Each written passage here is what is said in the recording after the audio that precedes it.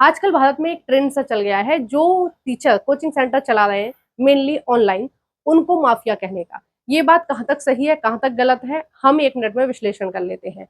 देखिए, ज्यादातर हमारे भारत में जो बच्चे हैं वो सरकारी स्कूल में पढ़ते हैं। अगर हम आंकड़ों की बात करें तो लगभग 55% बच्चे सरकारी स्कूल में पढ़ते हैं, लगभग 45% बच्चे हमारे प्राइवेट स्कूल में पढ़ते हैं।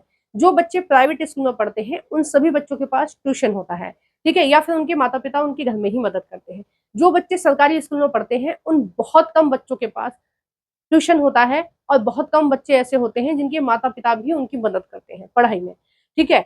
अगर हम सिलेक्शन की बात करें तो किसी भी विभाग में आप देख लीजिए, चाहे सरकारी विभाग है चाहे प्राइवेट विभाग है, उसमें मोस्टली बच्चे आपको प्राइवेट स्कूल के ही मिलेंगे, ठीक है। अगर आप आंकड़े देखें कि 55% और 45%, तो आपको सरकारी स्कूल के 55% बच्चे किसी भी बड़े विभाग में नहीं मिलेंगे, चाहे कोई सरकारी विभाग है, चाहे कोई प्राइवेट विभाग है, चाहे कोई प्राइवेट कंपनी है, किसी में भी आप देख लीजिए। कारण क्या है? शिक्षा का अंतर है, ठीक है। क्योंकि प्राइवेट स्कूल के बच्चों को बेहतर से बेहतर शिक्षा मिल रही है और सरकारी स्कूल के बच्चों को नहीं मिल पा रही है, ठीक है। और इसमें जो मेन भूमिका है वो है कोचिंग सेंटरों की। अब आप कहेंगे कि फिर स्कूल में पढ़ाने वाले टीचर क्या कर रहे हैं? सारा काम अगर कोचिंग सेंटर वाले ही कर रहे हैं तो देखो, सरकारी हो या प्राइवेट स्कूल हो, टीचर्स के पास पढ़ाने के अलावा बहुत सारा काम होता है। जैसे पढ़ाने वाले टीचर को, जो इस क्लास में पढ़ा रही है टीचर, उसको रजिस्टर मेंटेन करना पड़ता है। उसको बच्चों के आपस में जो लड़ाई झगड़े होते हैं, किसी ने किसी का लंच खा लिया, किसी ने पानी गिरा दिया, किसी ने किसी को मार दिया, गलत बोल दिया, वो सारी लड़ाई सुलटाने का काम ही उस टीचर का होता है।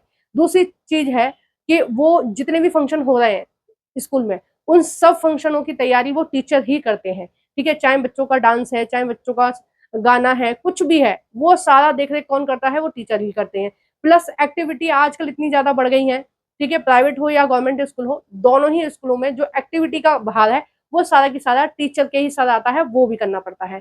ऊपर से बहुत सारी चीजें होती हैं कि बच्चे का आधार कार्ड इससे लिंक करो, ये सारी डाटा ऑनलाइन करो, सब कुछ करो, ये सारा काम भी टीचरों का ही होता है, ठीक है। और इस सब के बाद जो सरकारी स्कूल के टीचर होते हैं उनके पास एक दो काम एक्स्ट्रा और होते हैं, जैसे जनगणना कराओ, जैसे कहीं कोई भी छोटे से छोटा, बड़े से बड़ा इलेक्शन होगा, उन सभी इलेक्शनों में ड्यूटी लगेगी टीचरों की, ठीक है। तो बहुत और भी बहुत सारे काम होते हैं जो टीचरों को करने पड़ते हैं, प्राइवेट स्कूल में भी और सरकारी स्कूल में भी, ठीक है। अब जो पढ़ाने का पूरा जिम्मा है वो पूरा की पूरा आ जाता है कोचिंग सेंटरों के ऊपर।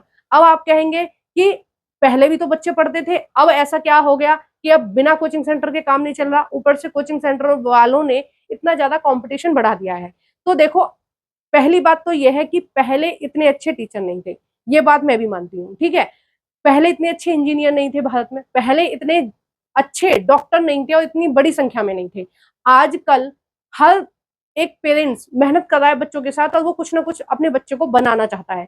पहले इतने ज्यादा लोग जॉब वगैरह नहीं करते थे, ठीक है, इतने ज्यादा सक्सेस नहीं थे। अब भारत तरक्की कर रहा है और उसमें कहीं ना कहीं भूमिका किसकी है? टीचरों की है। अगर ये टीचर भी सारी चीजों को ना पढ़ाएं, ठीक है, कोचिंग सेंटरों में ना पढ़ाएं, तो हमारी शिक्षा व्यवस्था है ना, वो डाउन होती जाएगी दिन पे दिन, ठीक है। आप देख देख लेना, अगर ऐसा हुआ तो डाउन जाएगी है। और अगर आप ये कह रहे हैं कि ये कोचिंग सेंटर वाले बहुत ज्यादा पैसे ले रहे हैं, तो मैं आपको बताना चाहती हूँ कि अगर ऑफलाइन आप वही सिलेबस पढ़ेंगे तो कम से कम आपको 500 रुपए देने पड़ेंगे, कम से कम, ठीक है। अगर वही सिलेबस आप ऑनलाइन पढ़ेंगे तो आपको 200 या 100 रुपए देने पड़ते हैं महीने के बस, ठीक है। अगर हम पैसे की बात करें तो ऑनलाइन की वजह से जो फीस है वो लगभग 10 गुना कम हो गई है, ठीक है। तो ऑनलाइन पढ़ने से शिक्षा व्यवस्था बहुत ज्यादा सस्ती हो गई है, बहुत ज्यादा आपको किताब खरीदने की जरूरत नहीं है, क्योंकि सारी पीडीएफ आपको फोन में मिल जाती हैं। अगर आप मेरे जैसे किसी उससे पढ़ते हैं चैनल से, तो मेरे यहाँ सारी वीडियो बिल्कुल फ्री में है, कोई भी एक भी पैसा नहीं है, सारी एनसीईआरटी बिल्कुल फ्री में पढ़ाई जा रही है, बिल्कुल डिटेल में। तो किसी भी देश के जो निर्माता होते हैं ना, वो टीचर होते हैं। अगर आप टीचर का सम्मान करोगे, टीचर को रिस्पेक्ट करोगे, तो आपका देश तरक्की करेगा, क्योंकि टीचर दिल से बच्चों को पढ़ाएंगे, अच्छे इंजीनियर मिलेंगे, अच्छे डॉक्टर मिलेंगे, अच्छे टीचर मिलेंगे, और अच्छे आपको कर्मचारी मिलेंगे हर विभाग में। तो टीचरों का सम्मान कीजिए और उनको रिस्पेक्ट कीजिए, उनको इंसल्ट मत कीजिए। ये भारत के भविष्य के निर्माता है। जय हिंद।